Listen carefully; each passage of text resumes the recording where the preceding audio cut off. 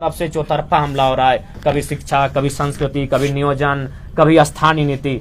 तो कहीं ना कहीं आज हम लोग जिस मुहाने में आके खड़े हैं, यहाँ से केवल और केवल इस राज्य में अंधकार होता हुआ दिख रहा है। तो इस अंधकार को दूर करने के लिए राज्य के तमाम युवाओं से, बुद्धिजीवी वर्ग से, तमाम लोगों से आग्रह होगी। यह आंदोलन जो आज जनवरी महीने से आरंभ हुआ है, यह आंदोलन चाहे जितना लंबा समय लेता है लेने दीजिए, लेकिन लड़ाई निर्णायक होनी चाहिए। झारखंड में प्रथम अधिकार झारखंड वासियों का मिले, ये सुनिश्चित होना चाहिए। मैंने कभी संविधान से बाहर बात नहीं कही, ना मैंने कभी बाहरी भीतरी का बात कहा है। 10%, 15% जो अन्य राज्यों में प्रावधान है, उस प्रावधान से जो भी लोग आते हैं स्वीकार हैं, किंतु मूल अधिकार यहाँ के मूलवासी आदिवासी जो हैं उनको मिलना चाहिए, उनके लिए आरक्षित होनी चाहिए, उनकी भाषाओं का संरक्षण होना चाहिए। जब हमारे लोग बाहर में रहने के बाद हमारी भाषाओं को वहां संरक्षण नहीं है, तो फिर अन्य राज्यों के लोग जो यहाँ प्रवास के तौर पर हैं, यहाँ रोजगार करने के लिए आए हैं, यहाँ खटने कमाने के लिए आए हैं, उनकी भाषाओं को यहाँ संरक्षण नहीं मिलना चाहिए।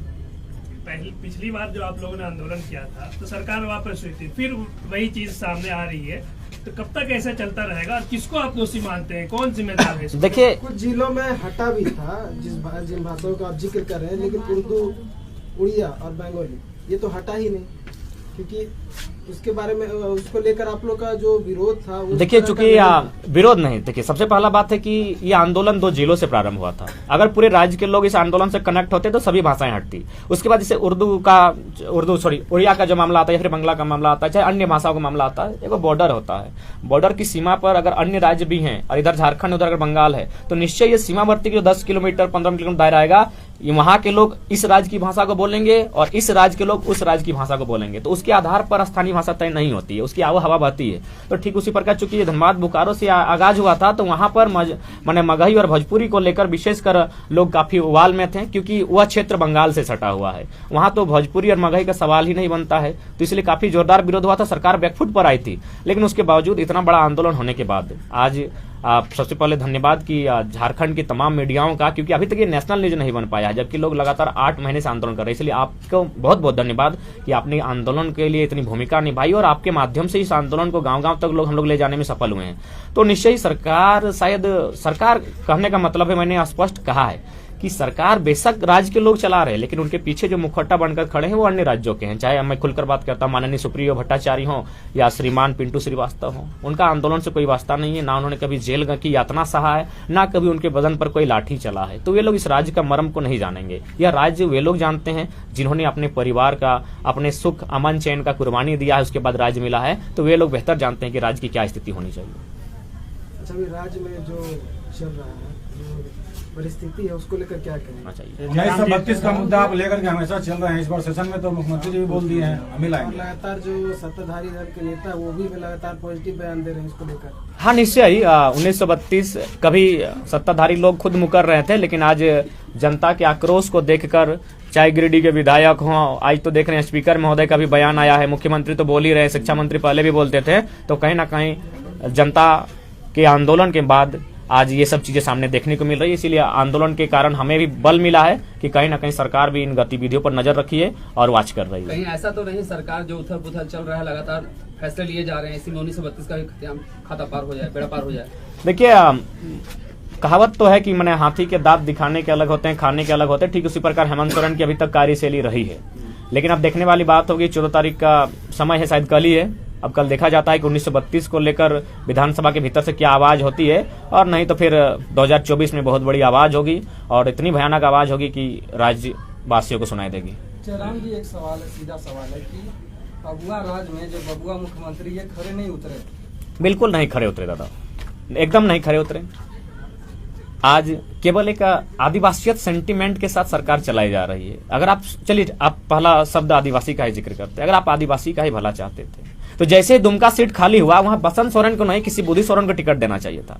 पूरी तरह परिवारवाद किए हैं। इसके बाद कल ही हम गुमला गए थे, वहां एक सूचना मिली कि कोई एक आदिवासी हैं जिनका शायद एसडीओ में ज्वाइनिंग होने वाला था, लेकिन नाम नहीं लेते हैं, एक जेएमएम के बहुत कदावर नेता हैं, बहुत मान्य है। उन्होंने कहा, क्या तुम एसडीओ बन के करोगे?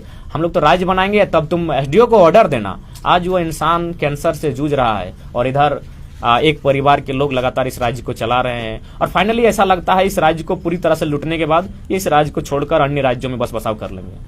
तो जयराम जी थोड़ा सा विलम्ब से आए थे, ये 9 भाषा जो शामिल किया गया है उसी को लेकर आप ये बात रख रहे हैं? तो ये तो कल गए थे टीआरआई में आपके लोग, लेकिन मुख्यमंत्री हेमंत सोरेन तो खुद से ट्विटर पर लगाए हैं उसे। इसका मतलब सरकार तो स्वीकार ली, क्योंकि जगन्नाथ महतो जब बोकारो से धनबाद से हटा था तो उस समय तो बोले थे कि आंदोलन करने वालों के चलते नहीं हटा, सरकार खुद हटाई।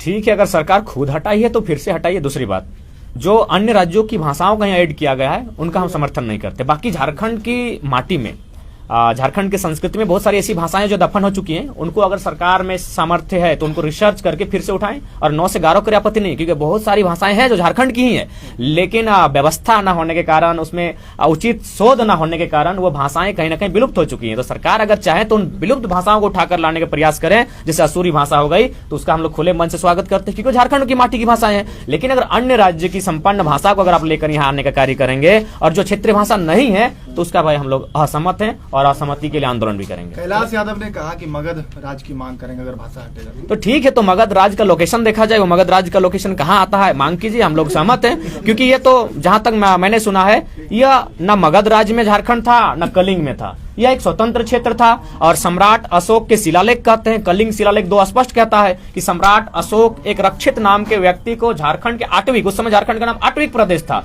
यहाँ के जनजातियों से सहायता लेने के लिए, तीर धनुष चलाने में अच्छा थे, इनसे सहायता लेने के लिए रक्षित नामक व्यक्ति को आठवीं प्रदेश भेजते थे। बिल्कुल कैलाशवादी यादव जी का स्वागत करते हैं, समर्थन करते हैं। मगध राज मिलना चाहिए, लेकिन मगध की सीमा में ये न कलिंग है न मगध है, ये आठवीं प्रदेश था, यह राढ़ सभ्यता है और राढ़ का एक अलग इतिहास है। कल अगर कैबिनेट में 1932 के आधार पर लाया जाता है तो आप लोग इसका समर्थन करेंगे सरकार के? हाँ बिल्कुल, अगर पहले हम लोग ना पक्ष के विरोधी है, ना विपक्ष के विरोधी है, ना किसी इंसान के विरोधी हैं, हम लोग नीतियों के विरोधी हैं।